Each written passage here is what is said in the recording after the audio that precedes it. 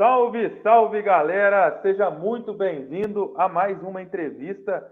Hoje, convidado é um treinador, ele que começou no Japão, trabalhou bastante tempo lá no Japão, é experiente demais, disputou o último campeonato da Série A2 do Campeonato Paulista, tem currículo, tem história, com certeza o homem vai falar hoje muita coisa legal aqui pra gente poder relembrar essa carreira até aqui, né? Uma carreira que ainda tem muito pela frente, de Fael Júnior. Seja muito bem-vindo, Fael. Muito boa noite. A gente está gravando nessa quarta-feira, 7h15 da noite.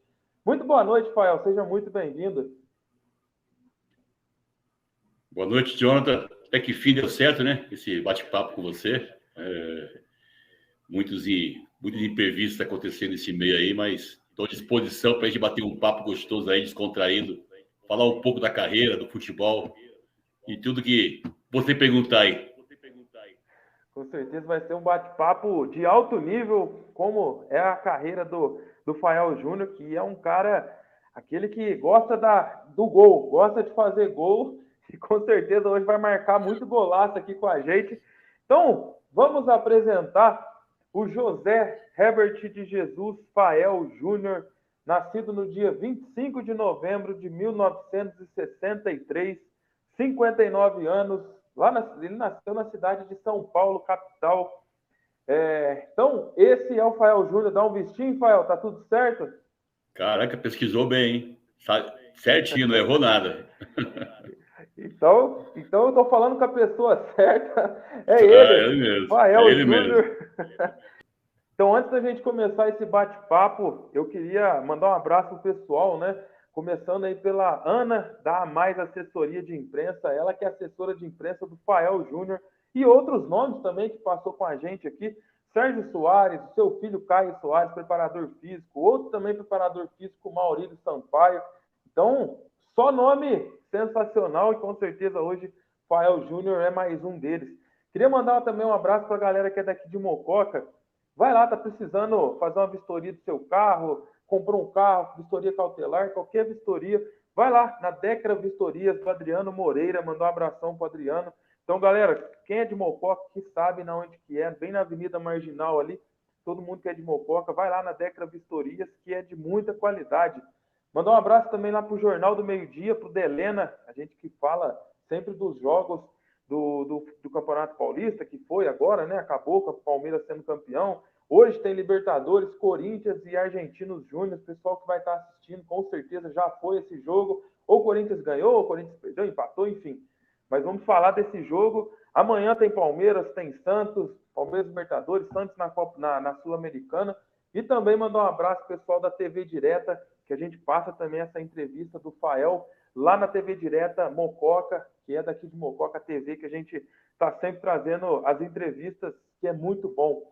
Então, chega de papo, vamos falar agora, começar a contar essa trajetória, essa carreira até aqui de Fael Júnior. Fael, conta pra gente um pouquinho como que foi a sua infância, o garoto Fael, ou José, não sei como que você era chamado pela família no começo, como que foi esse início de carreira, né? Esse início de criança, né? De infância do garoto Fael Júnior. Ô, Jonathan, resumir bastante, né? Temos que resumir bastante esse início de carreira, porque já tem bastante tempo, né? Já tem um tempo. Foi o início onde eu comecei até jogando basquete, né? Nem foi futebol. Nas escolinhas da cidade que eu morava, que é Diadema. Diadema hoje está em alta, né? Justamente por causa do Água Santa, né? E comecei nas escolinhas municipais da cidade. E daquilo, né? Garoto ainda, sem saber o esporte a seguir, né? Ainda se adaptando em várias modalidades. Me apaixonei pelo futebol e pelo gol, né? Eu fui goleiro, comecei como goleiro e ali segui minha carreira pelas categorias de base de alguns clubes paulistas, como comecei no infantil do Palmeiras, depois São Paulo, fiquei alguns anos no São Paulo, depois alguns anos no Corinthians também, nas categorias de base, sub-20, até me profissionalizar. E aí segui carreira, alguns clubes do interior de São Paulo. Faz tanto tempo que eu não falo dos clubes que eu joguei, até esqueci alguns, mas alguns aí no interior, Inter de Bebedouro, Saad na época, que hoje é São Caetano, no próprio Velo Clube, eu fui atleta do Velo Clube, e depois, o ano passado, fui o treinador da equipe também.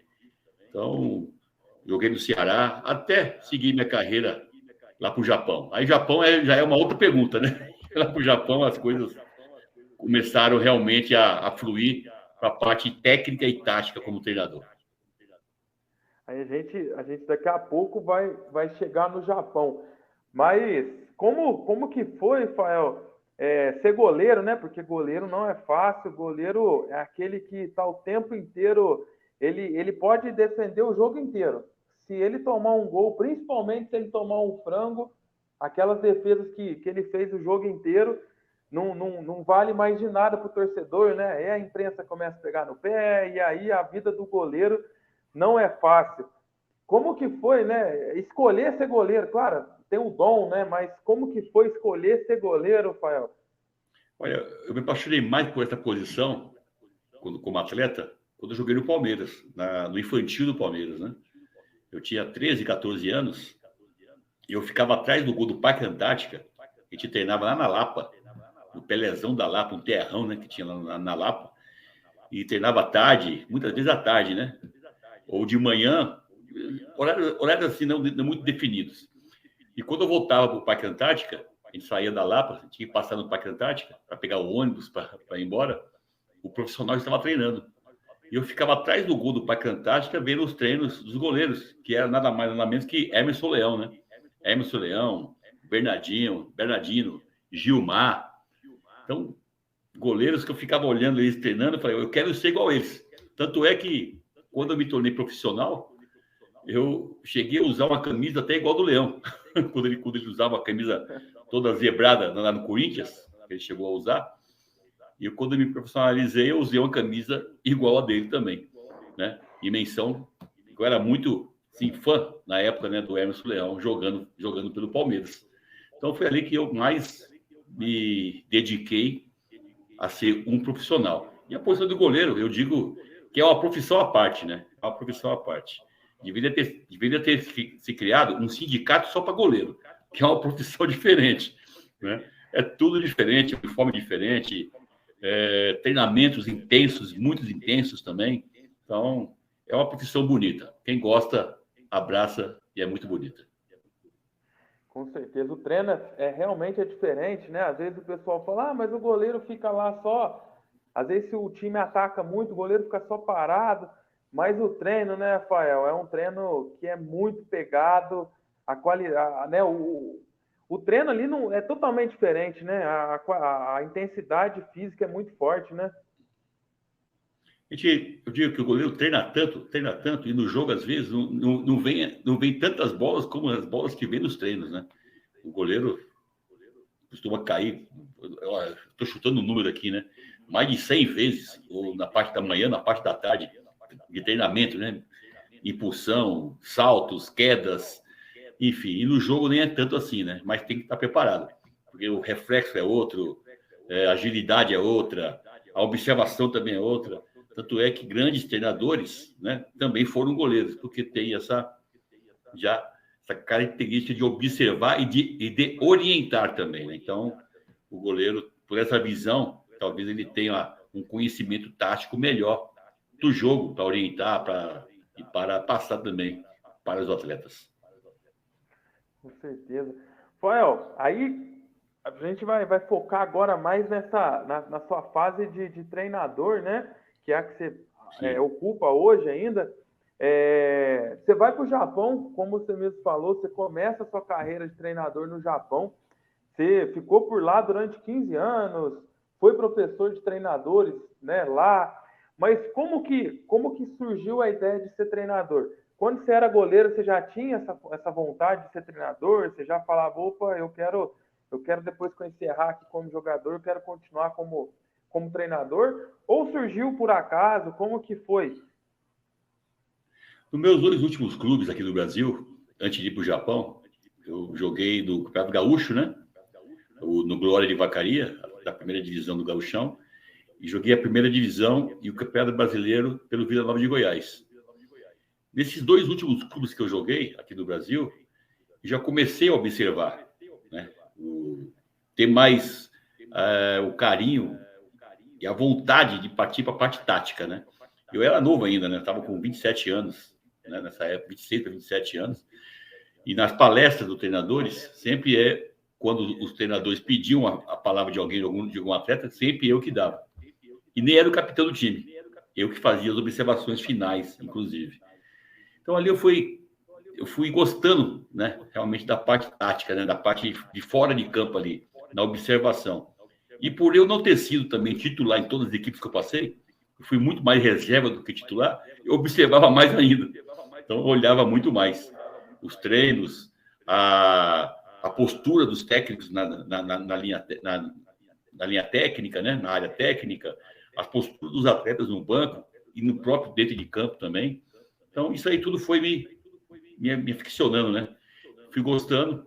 E quando eu fui para o Japão, fui como atleta ainda, fui jogando, mas joguei muito pouco tempo. 2 a 3 anos no Japão como atleta e também trabalhando em fábrica lá, porque eu fui para o Japão numa época que futebol não era profissional ainda, né? Cheguei no Japão, os treinos eram em campo de terra, os atletas treinavam à noite e trabalhavam de manhã, trabalhavam durante o período. Então, eu peguei esse período em alguns clubes do Japão, de trabalhar bastante na fábrica e à noite treinar e final de semana jogar. Fiquei 2 anos fazendo isso, né? Depois, no próprio clube que eu jogava, comecei a auxiliar o treinador japonês, treinar os goleiros, treinar a equipe também, taticamente, até chegar até a minha oportunidade em uma universidade, onde eu fiquei 8 anos nessa universidade, onde eu tive, em uma só universidade, vencemos 11 títulos nacionais e estaduais em campeonatos universitários, que na época era muito forte. E ali não parei mais. Fui com 30 e poucos anos, já era treinador já.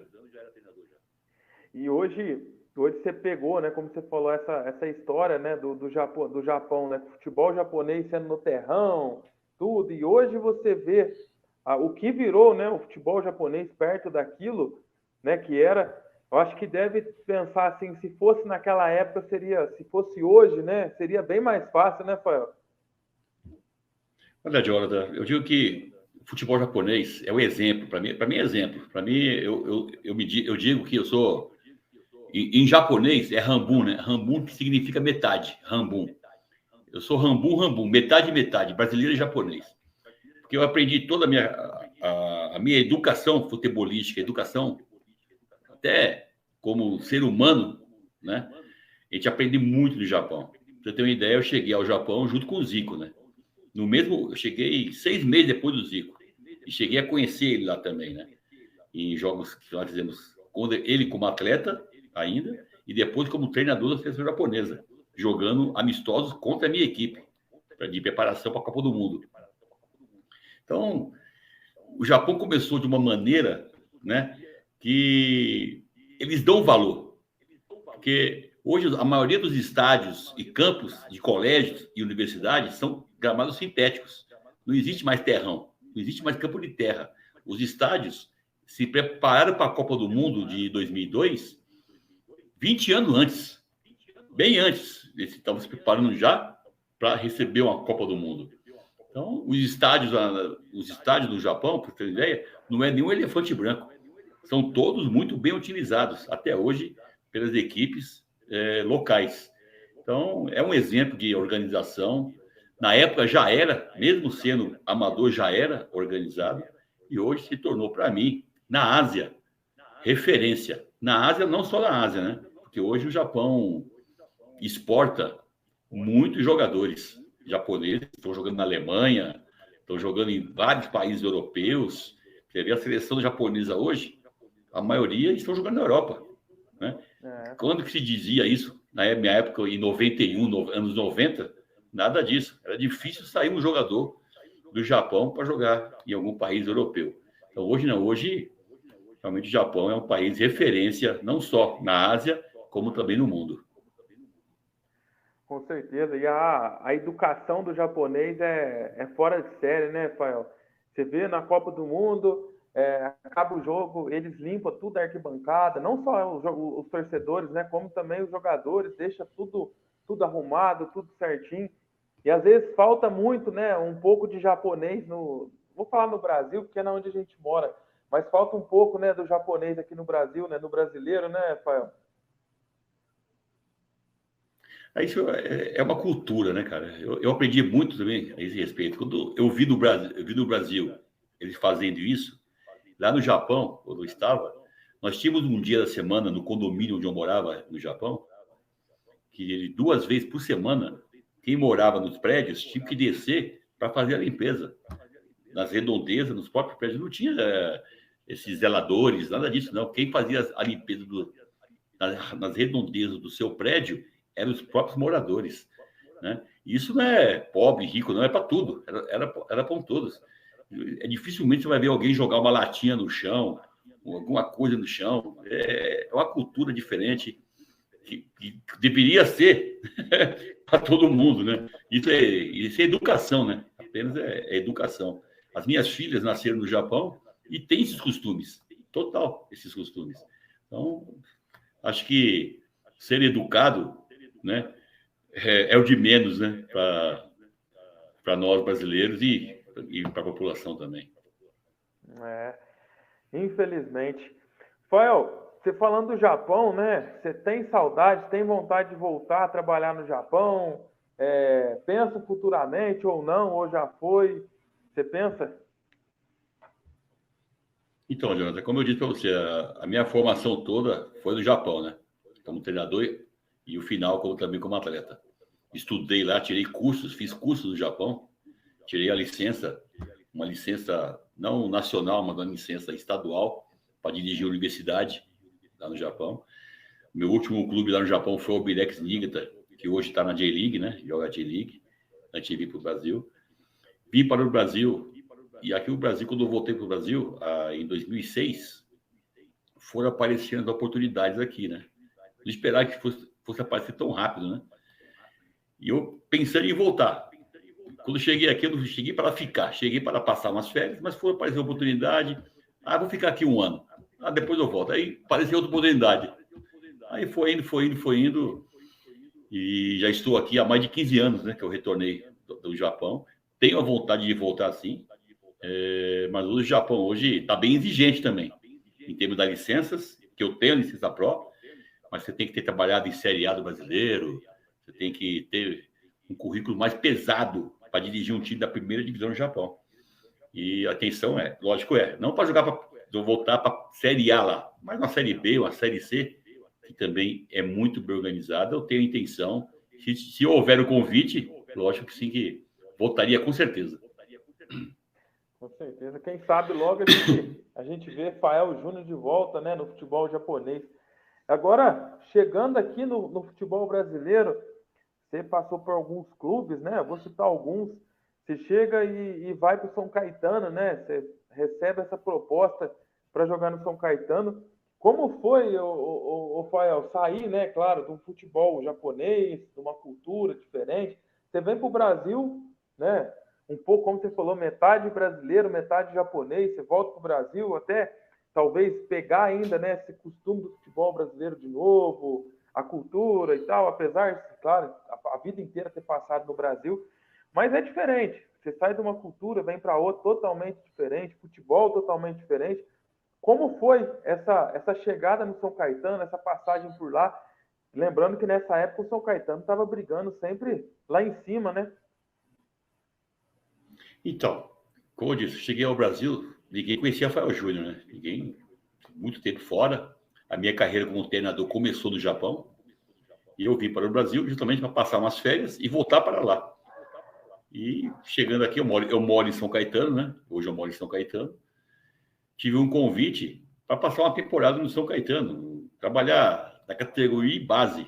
Inclusive, porque eu tinha um amigo que jogou no Japão, foi atleta conhecido do Japão.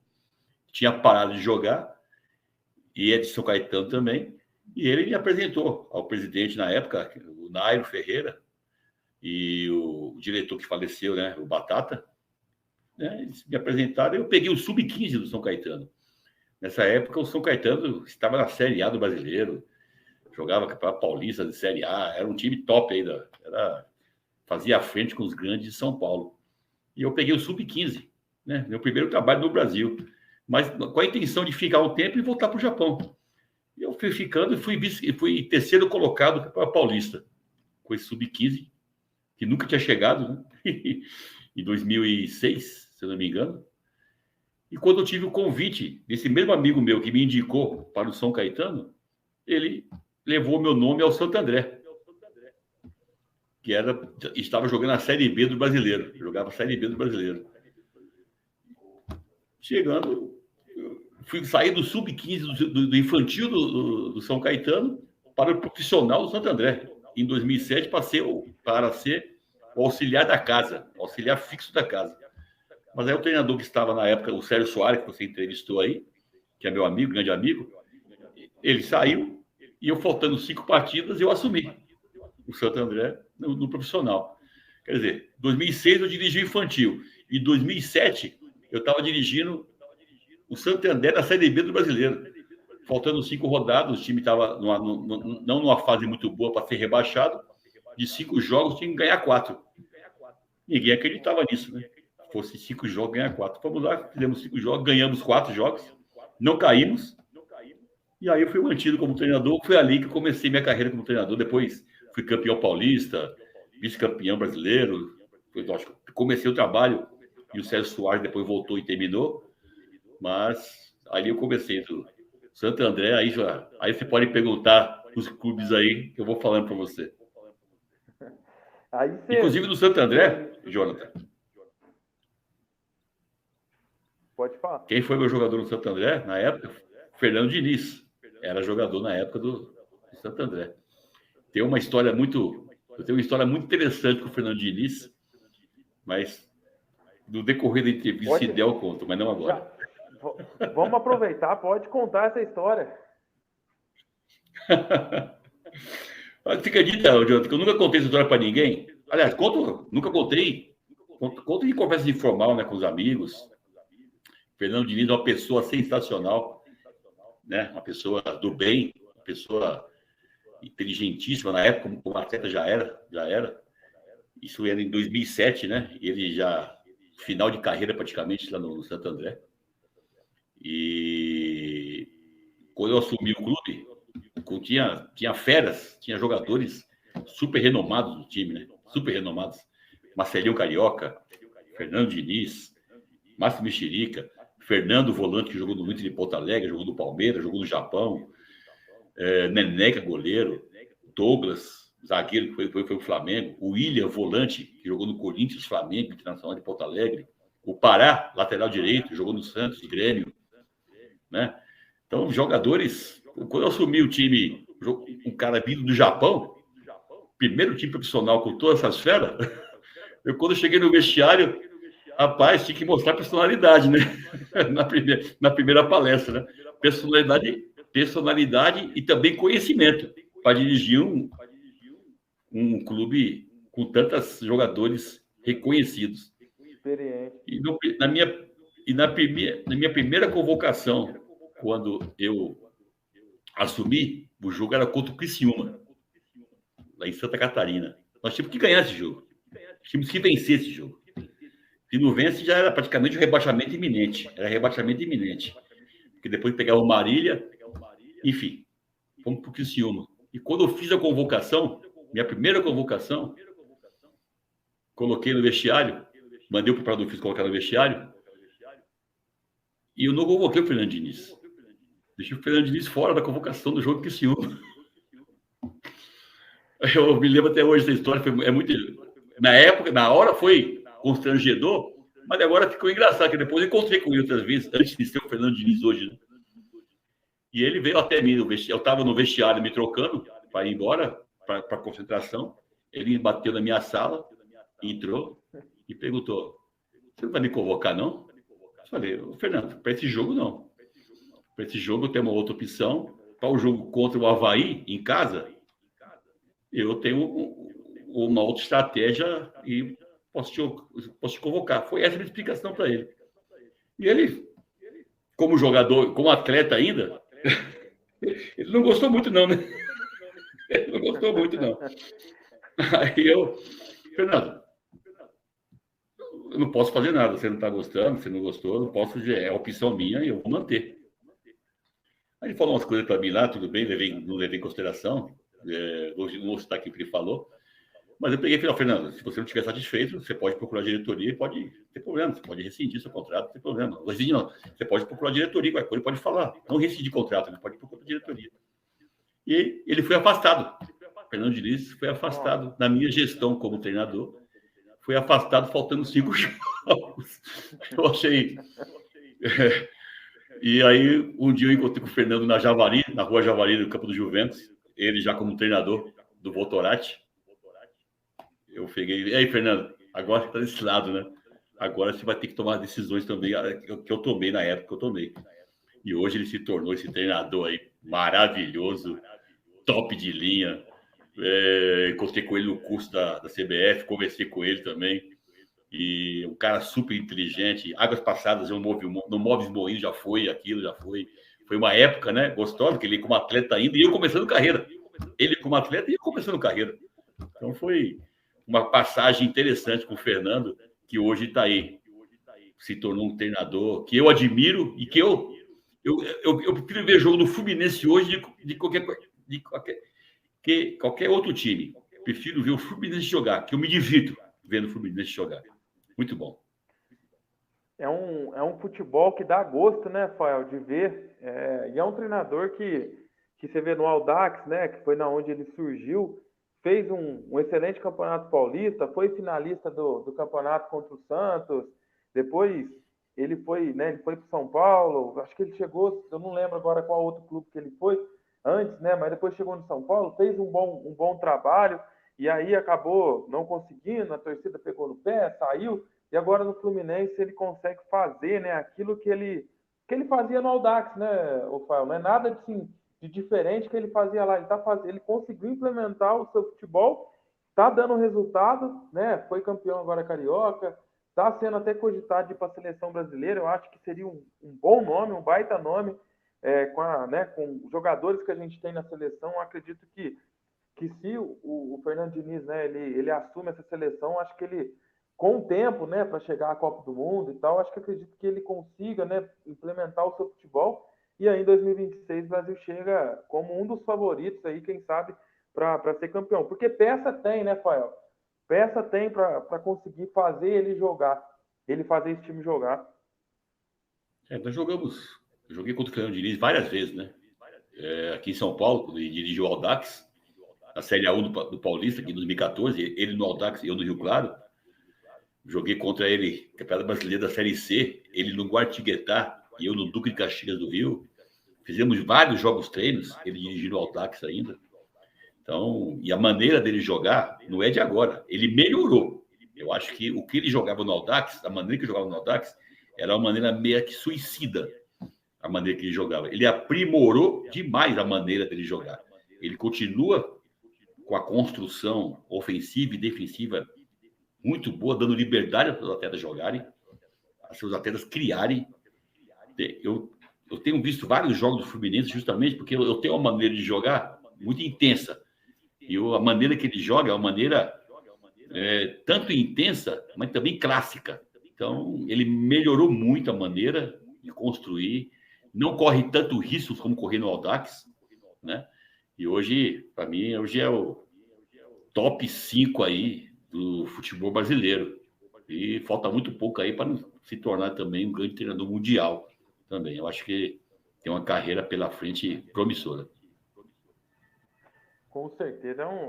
O que ele faz, né? Igual você falou, antigamente ele era mais, no Audax, era um estilo de jogo mais suicida, realmente voltava muita bola.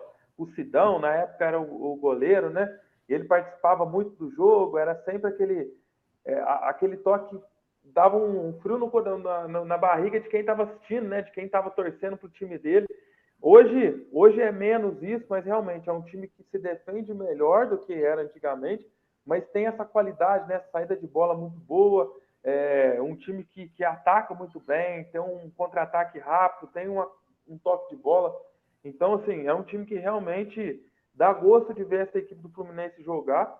E se o Fernando continuar, com certeza esse ano o Fluminense briga aí por mais títulos, né? Se não continuar e for para a seleção também, será muito bem-vindo na seleção, porque é um treinador de muita qualidade e com certeza vai ainda é novo, né? Então tem muito ainda lenha para queimar e se chegar na seleção agora tem ainda bastante tempo para conseguir adaptar e tem aí muitos bons jogadores também, né, Fael? Nessa seleção aí, sim, está surgindo, tem Andrei Santos, que é o volante lá que está no Vasco, tem o Danilo, que estava no Palmeiras, tem agora o Hendrick do Palmeiras subindo, tem o Marcos Leonardo dos Santos, tem o Yuri Alberto no Corinthians, né? Então, assim, tem o João Gomes, que era do Flamengo, enfim, tem muitos bons jogadores aí surgindo, fora os que já tem, né? Vinícius Júnior, Rodrigo, enfim. Tem uma geração muito boa aí que futuramente, com certeza, vai dar muita alegria para o torcedor brasileiro. Precisa, né, Rafael, resgatar aquele prazer de ver a seleção brasileira jogar. E eu acho que o Fernando Diniz é um excelente nome para conseguir fazer isso. Eu também acho. E você citou vários nomes aí, né, da seleção. Vários não, alguns, né? E o nosso país é um país que dá para fazer 3, 4, 5 seleções do mesmo nível. Vai surgir outros nomes em 4 anos, até aposto que vai surgir outros nomes também. Você tem uma ideia, você citou o Hendrick tem apenas 16 anos. Quantos jogadores vão surgir ainda nesses 4 anos ainda? Que jogadores aí promissores, de base, que as equipes profissionais estão dando a chance. Eu digo que o futebol hoje profissional está muito precoce, e ainda bem que está. Nós estamos valorizando o nosso material aqui, dando oportunidade para esses atletas nas equipes principais. Não estão saindo do país tão cedo como antigamente, né? O Hendrick mesmo, com 16 anos, já está vendido para o Real Madrid, é lógico. Mas está tendo a chance de jogar no profissional. Muitos atletas da base saíram sem ter chance nenhuma. Então, hoje, o futebol brasileiro ele é muito produtivo. O futebol brasileiro nosso produz demais. E eu, falando mais um pouquinho de produzir, dizer também que nossos treinadores também são os melhores do mundo. Continua essa febre aí de treinadores europeus, treinadores de fora, mas somos os melhores treinadores do mundo, da maneira que nós trabalhamos, da maneira que nós criamos. Temos que ter muita criatividade, muitas vezes, para trabalhar no Brasil, não só para lidar com a pressão fora de campo, mas com a pressão dentro de campo e dentro do clube. Então, é um absurdo o que se faz aqui com nossos treinadores brasileiros. Eu acho que poderia se valorizar muito mais o nosso material. Nossos treinadores, sou totalmente contra. Eu sou bem a favor do Dorival Júnior, quando ele diz, se for para trazer um treinador para a seleção brasileira, que traga o melhor do mundo, então. Porque nós somos o melhor do mundo. Nós continuamos sendo a seleção que foi 5 vezes campeã do mundo. Nós continuamos sendo o país que mais exporta jogadores, né? Então, eu acho, se é para trazer, então, que traga o Guardiola, que para mim é o melhor jogador, o melhor treinador do mundo. Esse, incontestável.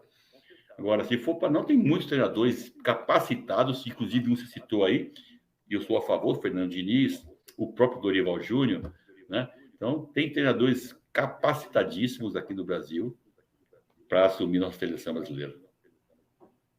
Com certeza. Não tem nacionalidade, né? E sim a qualidade, né, Rafael? Você vê, o próprio Dorival Júnior que você citou é uma ótima referência a isso. Pegou o Flamengo, né, que deu muito certo, por exemplo, com o Jorge Jesus, e aí depois vieram outros treinadores e nenhum deu certo, né? Tanto o estrangeiro quanto o brasileiro, não deu tanto certo assim. E aí veio o Dorival Júnior e deu muito certo. E aí, na hora que ele consegue encaixar o time, a diretoria vai, manda ele embora, contrata outro estrangeiro, que no caso o Vitor Pereira. Não conseguiu, mais uma vez, fazer o Flamengo jogar. Agora vamos tentar de novo mais um estrangeiro. Então, assim, às vezes falta, né?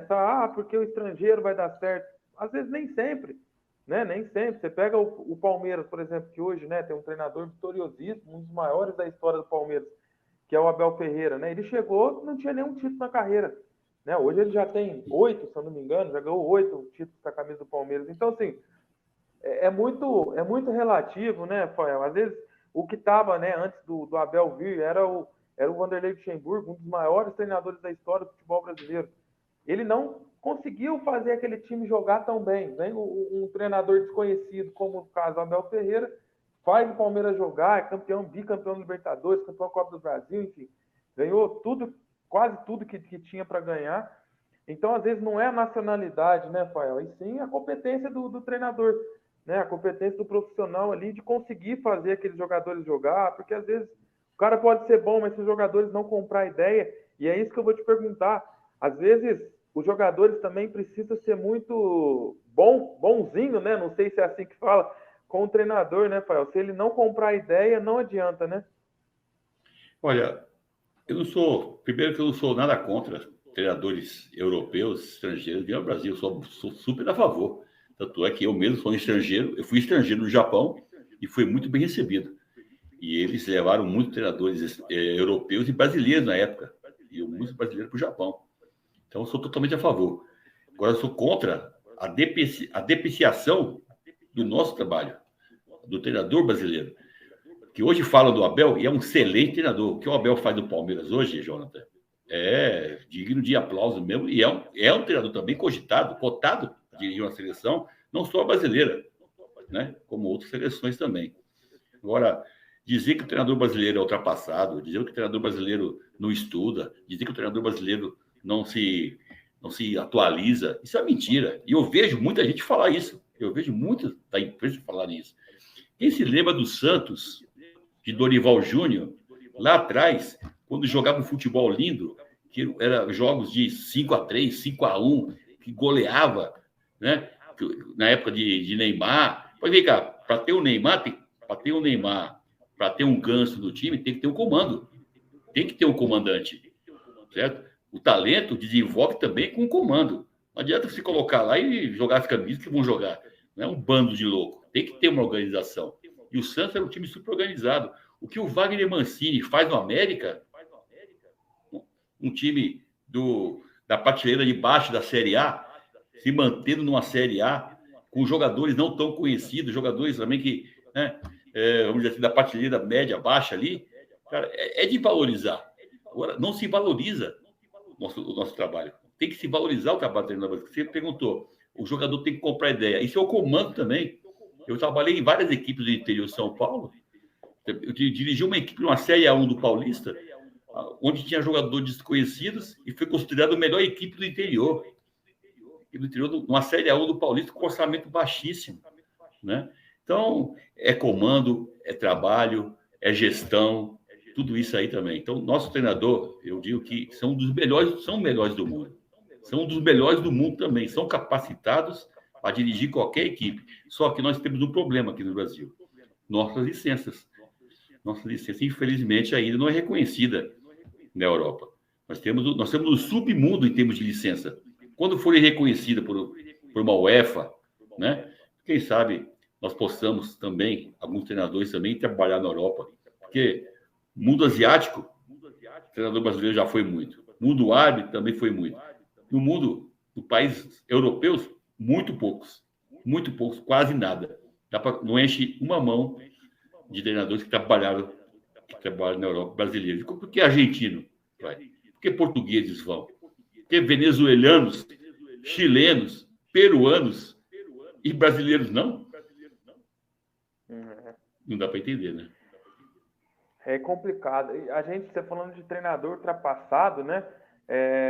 Por exemplo, o caso do Filipão, né, Rafael? Que todo mundo, porque depois do 7-1, o Filipão ultrapassado, porque o Filipão não serve mais, porque o Filipão fica só. Isso é o que o pessoal falava muito, né? E aí você pega o Filipão, por exemplo, ano passado, né, com o Atlético Paranaense, que chegou na final de uma Libertadores, teve totais condições de ser campeão, né, da Libertadores, e o Filipão, né, provou que ele é aquilo. O Filipão, ele é muito inteligente, ele é um treinador de muita qualidade, ele é um gestor, né, de grupo ali muito bom, né? Então, foi campeão, né, da Copa do Mundo, foi campeão da Libertadores com o Palmeiras, foi campeão na onde passou, assim também como o Luxemburgo. Então, às vezes o pessoal que é muito, principalmente essa geração hoje, né, Fael, esquece muito do que fez, porque o Pelé jogava com pedreiro, que é o que hoje a molecada fala, né? Porque o Pelé, ele desvaloriza às vezes os antigos para querer valorizar os novos, né? E esquece, né, o que foi. Então, hoje em dia, infelizmente, isso está atrapalhando muito, né? Como eu digo, Jonathan, tá estourando um bate-papo até agradável sobre isso também. A depreciação do treinador brasileiro é muito grande, porque o Filipão tomou 7 da Alemanha. Tomou 7. Mas o Brasil chegou aonde? Na semifinal. Chegou disputando uma semifinal. Chegou entre as 4 melhores seleções do mundo. Agora, o Filipão tomou de 7. O Klopp, do Liverpool, tomou de 7 também já. O Manchester tomou viradas que ninguém mais esperava. O PSG ganhou do Barcelona em um jogo da Champions, que ninguém imaginava que o Barcelona fosse virar e virou, né? Com uma goleada incrível. Agora, nós tomamos 7, lógico, foi inesperado. Foi inesperado. É uma coisa que não vai acontecer mais. Não vai acontecer mais. Né? Mas nós depreciamos muito. Nós valorizamos muito mais a hora que perde do que a hora que ganha. Esqueceram os títulos do Felipão, 2002. Esqueceram que ele chegou com Portugal numa Eurocopa nas finais. Chegou em terceiro lugar na Copa do Mundo com a seleção de Portugal. Foi dirigir o Chelsea. Cara, foi campeão na China várias vezes. Pô, campeão no Brasil, campeão no Palmeiras, no Grêmio, até os paranaenses chegando em finais de Libertadores. Cara, então eles valorizam só o que perde. Aí fala que está ultrapassado. Que é isso? É que nem você faz uma campanha boa no ano, no outro ano você não vai tão bem. Eles esqueceram o que você fez anteriormente. Não lembro de agora. Não é isso, isso é o mercado. E muito mais do mercado brasileiro. É muito mais do mercado brasileiro. Então tem que se valorizar o nosso profissional. O nosso profissional aqui no Brasil, infelizmente. Por que eu tenho vontade de sair do país muitas vezes? Aqui é muita depreciação. Não se valoriza o profissional. Se avalia resultado e não se avalia trabalho. Com certeza. Acho que a gente mudou um pouquinho o rumo da entrevista. O nosso tempo já está até quase esgotando. Mas eu acho que depois a gente pode marcar uma parte 2, Fael, para a gente continuar a sua carreira. Continuando nesse nosso assunto, eu acho que é muito isso que você falou. O Filipão, né? O Filipão, Luxemburgo, que são, né? O Cuca, o próprio Cuca. Mas você pega o Filipão, né? Que é o nosso assunto. O Filipão, ele ganhou tudo por onde passou, né? Ele dificilmente se encontra um trabalho do Filipão que ele não foi bem. Que você fala assim, não, o Filipão não durou 4 meses, como por exemplo o Vitor Pereira agora no Flamengo. Nós também abriu, o Vitor Pereira já saiu. Já era para ter saído antes, né? Perdeu tantos títulos assim e o pessoal ainda passa um pouquinho de pano. Porque é português, porque o pessoal zoa, brinca, mas amanhã o cara tá lá em Portugal, o cara é contratado pelo Benfica, todo mundo vai falar, olha ele. Então, assim, o Jorge Jesus, por exemplo, posso talvez até estar ofendendo o pessoal que torce para o Flamengo, mas não sei se você vai concordar comigo, mas o Jorge Jesus chegou no Flamengo, fez um excelente trabalho, sem discussão, não tem nada que falar, foi um grande treinador, mas na onde mais o Jorge Jesus foi esse grande treinador, tirando essa passagem dele pelo Flamengo? Em nenhum lugar, né? Ele fez um bom trabalho no Benfica e tal, mas assim, ele chegou no Flamengo que tudo deu certo, né? Ele pegou um Flamengo que o Gabigol fazia gol até de olho fechado, até se a bola batesse nas costas dele, a bola entrava, né? Entrava no gol. Se o Arrascaeta jogando muita bola, Diego jogando muita bola, Gerson jogando muita bola.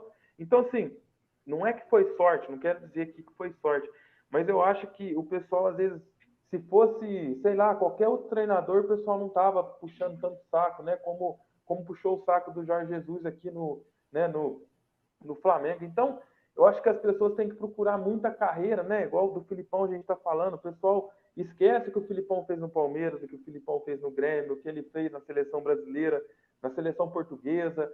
E lembra muito do 7-1, só 7-1 que importa. Então, eu acho que hoje em dia a geração está muito isso, né, Fael? Então, Jonathan, é um assunto bem amplo, se for sair um pouquinho, mas isso também não deixa de ser a carreira também, né? Não deixa de ser a minha carreira, que também é turbulenta, como a de todos os treinadores. Eu digo que a gente vive as mesmas emoções, as mesmas coisas, as mesma pressão, as mesmas cobranças, só que num patamar diferente. A cobrança no vestiário é igual, a cobrança da torcida muitas vezes é muito igual, lógico, num patamar diferente, né? Numa proporção diferente, mas é grande. Você não sair na rua, trabalhando num time pequeno, um time grande, é a mesma coisa. Você vai para o interior, é a mesma coisa. O vestiário, o diretor, você pega diretor, às vezes, destemperados, do time grande também. Então, o treinador muitas vezes é mandado embora, cai, é muito mais, eu vejo muito mais por vaidade do que por capacidade. Porque, vamos dar um exemplo, Dorival Júnior, quando caiu do Flamengo. Os atletas, todos ficaram surpresos com a queda do Dorival. E quem é o termômetro do trabalho do treinador? É o atleta. Não é o resultado. Você tem que ver o vestiário. E muitas vezes, o que te manda embora é a rede social, é o diretor que fica na rede social, é o diretor que fica no WhatsApp, é o diretor que fica acompanhando na rede social. A torcida é passional. A torcida vai aplaudir quando estiver ganhando e vai perder. Agora, o diretor não. O diretor tem que ser centrado, tem que ser... Não pode ser emoção e nem coração. Tem que ser profissional. Avaliar o trabalho. Como está o vestiário. O comando está bom? Tem a possibilidade de crescer? Porque todo mundo sabe quando o treinador pede o comando. Dá para saber. O vestiário fica mudo. Você entra no vestiário, jogadores com cara fechada, jogadores não tem mais a música no vestiário, né? Não tem mais o samba, não tem mais o funk que eles gostam de tocar quando o treinador pede esse vestiário. Mas não, cara, a vida do resultado negativo, acompanha o vestiário, acompanha os atletas, acompanha como está o grupo, como está o comando. Né? Não é perder um jogo, 2 jogos e mandar embora. Eu acho que o Vitor Pereira, né? Não digo ser um mau treinador, não, mas foi se perdendo dentro do Flamengo, não foi lá fora, foi se perdendo dentro do grupo. Dentro do grupo. E você sabe quando o treinador começa a perder, quando ele começa a improvisar, e ele tem para colocar. Ele tem atletas de qualidade para colocar, ele começa a improvisar. Então, aí você vê que já está perdendo alguma coisa. Mas eu acho que eu sempre digo também, eu morro com as minhas convicções. Ele morreu com a dele. Eu já morri também com as minhas convicções. Não com a dos outros.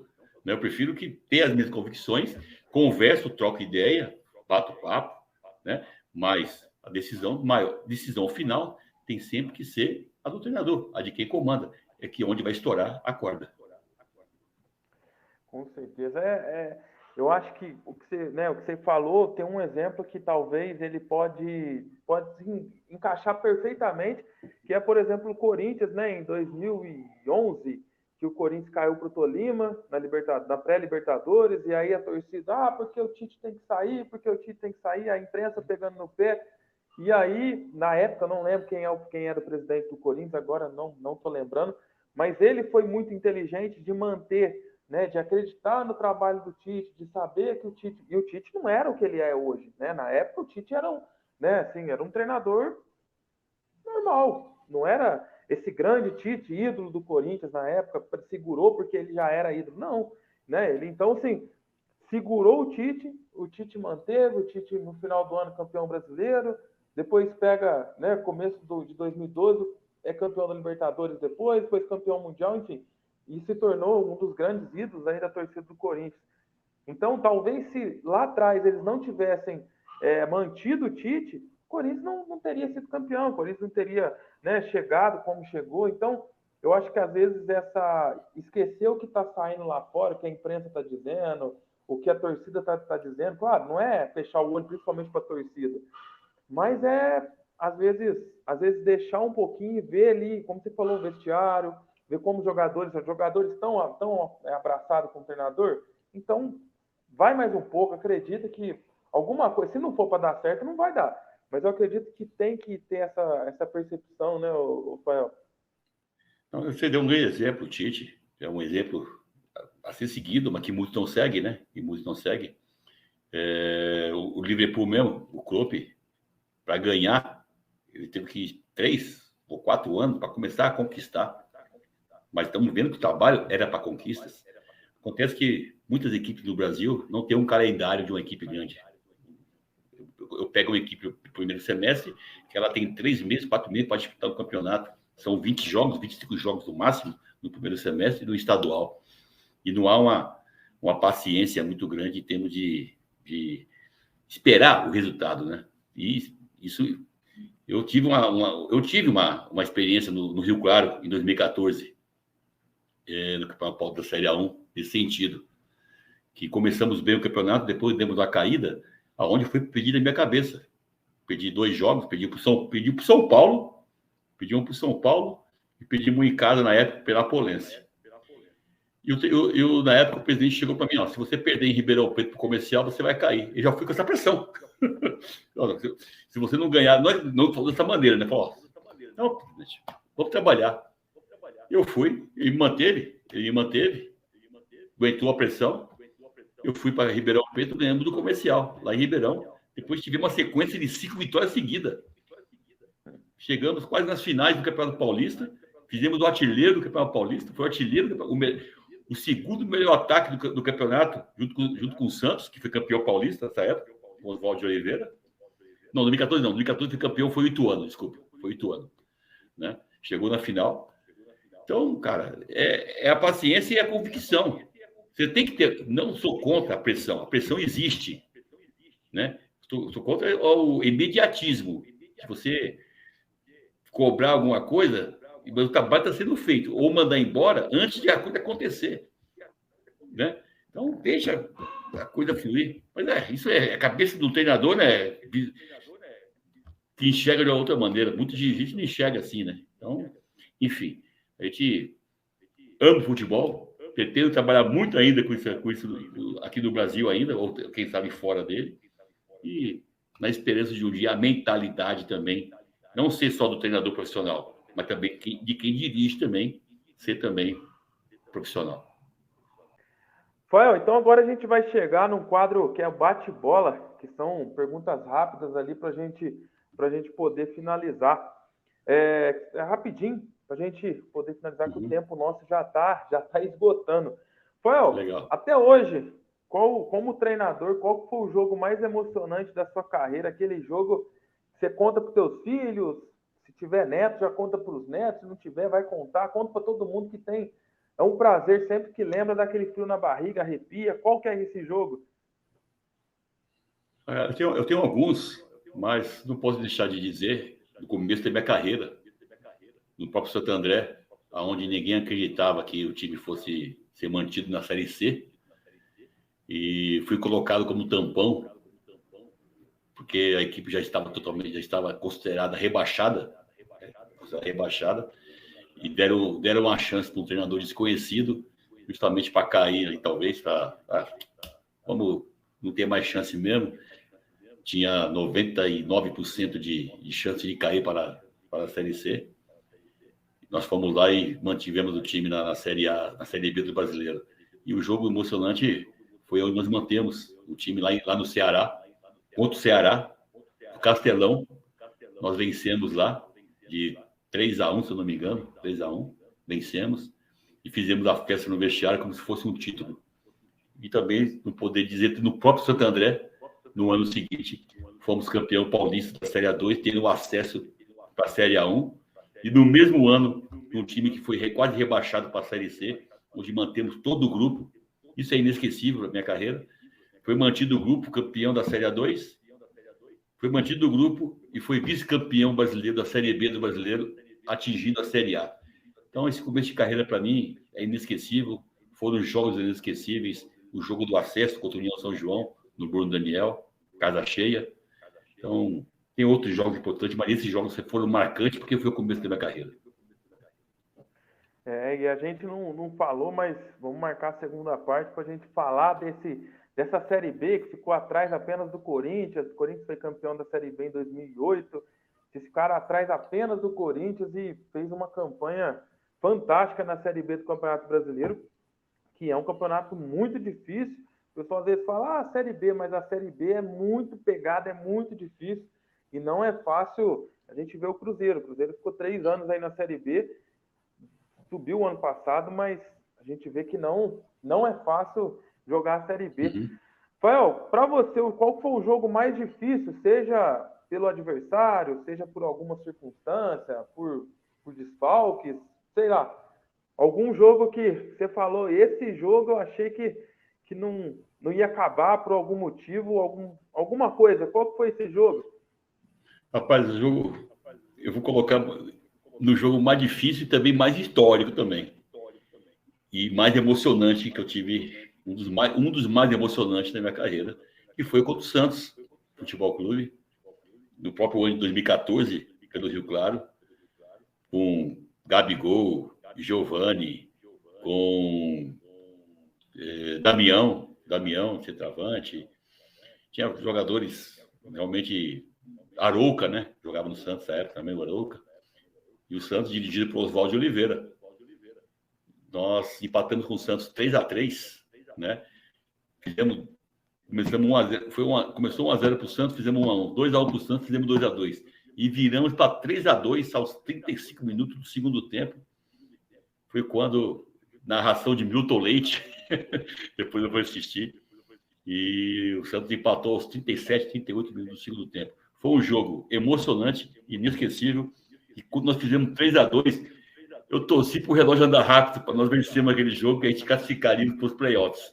Infelizmente, o Santos empatou. Foi um jogo que lotou o estádio e está na memória hoje de todo torcedor da cidade de Rio Claro. Que foi um jogo, E o próprio Noriega, que eu depois ouvi o jogo, né? Que esqueceu de assistir o jogo, o próprio Noriega, que estava comentando esse jogo, ele falou que foi o melhor jogo do campeonato. O jogo inesquecível. Considerado o melhor jogo do campeonato. Então, para mim, foi emocionante. Com certeza. E fica na história. E pode ter certeza que o torcedor sempre lembra, né? E com certeza o torcedor santista também vai lembrar, porque jogos assim são marcantes.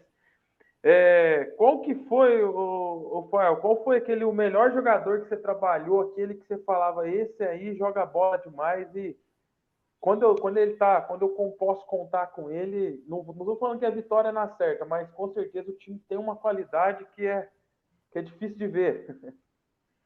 Então, antes de responder essa pergunta, para não prolongar muito, e não posso deixar de falar também de 2022, do Velo Clube, uma classificação inédita para o mata-mata do acesso para a Série A1. Nunca tinha classificado, né, para o mata-mata, e o ano passado o Velo chegou para disputar justamente contra o Rio Claro, seu maior rival, uma vaga na semifinal e o acesso para a Série A1. Então, também não posso deixar de frisar esse momento importante também na minha carreira e na vida do Velo Clube também, né, de Rio Claro. E jogadores importantes, cara. Trabalhei com vários. Aquele craque, aquele que você não esperava, que não... O que marcou na minha vida, realmente, né? No começo de carreira, que marcou, porque é um jogador que ninguém conhecia. Não é que você pegou um jogador conhecido e está trabalhando e ele não. Um jogador que ninguém conhecia. Eu trouxe lá do Rio Grande do Sul. Eu trabalhei na Ubra. E eu fui contratado pelo Noroeste Bauru para jogar a Série A1 do Paulista, de 2009. Cheguei para substituir o falecido Ruiz Carpino, na quinta rodada do campeonato. E precisando de alguns reforços, eu trouxe um jogador da Ubra. Nada mais, nada menos, se tornou jogador do Corinthians, do Benfica e da seleção brasileira. E quem trouxe ele para São Paulo, quem deu oportunidade de iniciar isso, fui eu. Isso eu posso dizer com certeza. Hoje está em final de carreira, que foi o Bruno César, um meia que jogou no Corinthians. Depois que acabou com a pós pelo Noroeste, eu indiquei ele ao Santo André, que eu já tinha trabalhado lá. O Santo André foi para o Corinthians, foi para o Benfica, seleção brasileira, Palmeiras, né? Então, foi um jogador que ninguém conhecia. Então, eu digo, e por isso que foi o marcante. E fora alguns jogadores que trabalham comigo no Santo André, que ninguém conhecia na época, né? Da Série A2 e Série B, que chegaram em grandes equipes aí do futebol. Mas já estava em São Paulo, né? O próprio Pará, o William, né? Jefferson, meia, canhoto, que jogou no Vasco depois. Então, vários jogadores. Então, tem vários jogadores que passam pela minha mão aí, graças a Deus.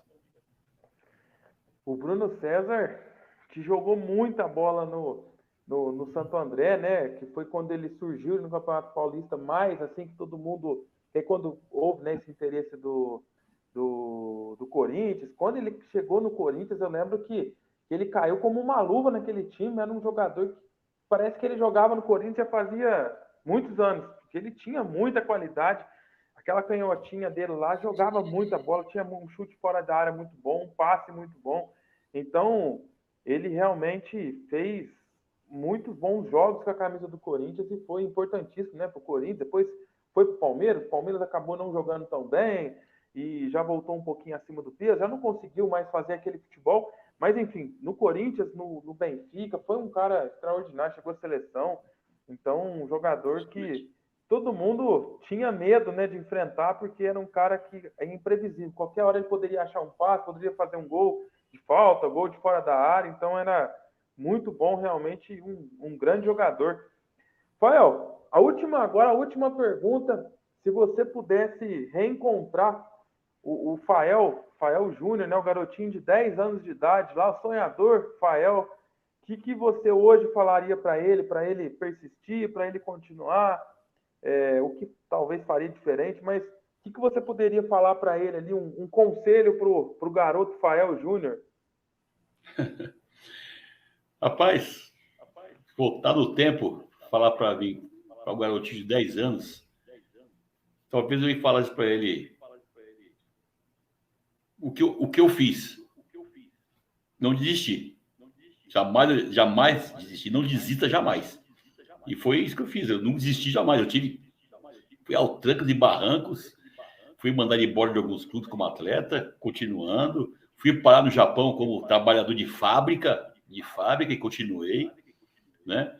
Vim para o Brasil, ninguém conhecia. Em um ano, me tornei treinador de uma Série B do Brasileiro.